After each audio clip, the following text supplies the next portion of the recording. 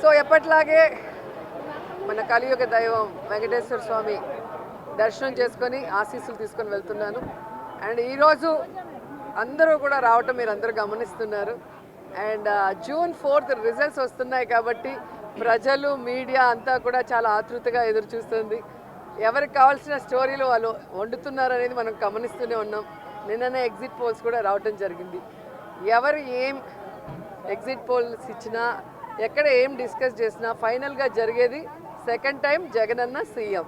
ఎందుకంటే ఈ రాష్ట్ర ప్రజలు సంక్షేమానికి అభివృద్ధికి పట్టం కట్టడానికి రెడీగా ఉన్నారు కాబట్టి మహిళలు ముసలి వాళ్ళు పెద్ద ఎత్తున రాత్రి 9 అయినా కూడా ఎదురు చూసి ఓటింగ్ వేసి వెళ్ళటం మనం అందరం కూడా గమనించాం. సో మనకి స్వాతంత్రం వచ్చిన తర్వాత ఇంత పెద్ద ఎత్తున సంక్షేమాన్ని అభివృద్ధిని ప్రజల కోసం అందించిన ఏకైక ముఖ్యమంత్రి జగన్మోహన్ రెడ్డి గారు.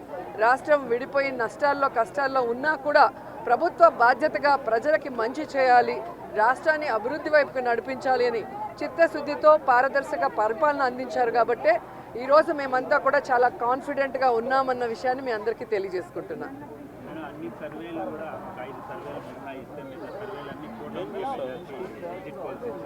ఈరోజు కూటమి కొత్తగా పెట్టుకున్న కూటమి కాదు, ఆల్రెడీ 2014లో పెట్టుకుంది. అప్పుడైతే కొత్త కాంబినేషన్ కాబట్టి ప్రజలు ఎక్స్పెక్ట్ చేసి ఓట్లు వేశారు. కానీ 2014లో అక్కడ ఇక్కడ 2 చోట్ల కూడా కూటమి అధికారంలోకి వచ్చినా కూడా ఈ రాష్ట్రాన్ని సర్వనాశనం చేసింది. కానీ ఈ రాష్ట్రానికి ఇవ్వాల్సినది ఏమీ ఇవ్వలేదు, ఏమీ అభివృద్ధి చేయలేదు అన్నది ఈ రాష్ట్ర ప్రజలు గమనించారు. కాబట్టే ఈరోజు ఆ కూటమికి క్రేజ్ లేదు అనేది మీకు తెలుసు, మాకు తెలుసు.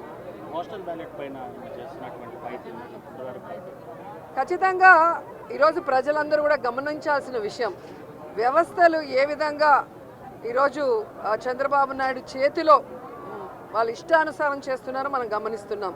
ఆ విషయాల్ని ఇష్టానుసారం ఎలక్షన్స్ అప్పుడు మార్చేయటం, అలాగే కేసులు పెట్టించడం వైఎస్ఆర్సీపీ నాయకుల మీద. ఇప్పుడు దేశంలో ఎక్కడా లేనటువంటి విధంగా కొత్త కొత్త రూల్స్తో పోస్టల్ బ్యాలెట్ని ఏ విధంగా వాళ్ళకి అనుకూలంగా మార్చుకోవాలన్న ప్రయత్నం చేస్తున్నారో మనం గమనిస్తున్నాం.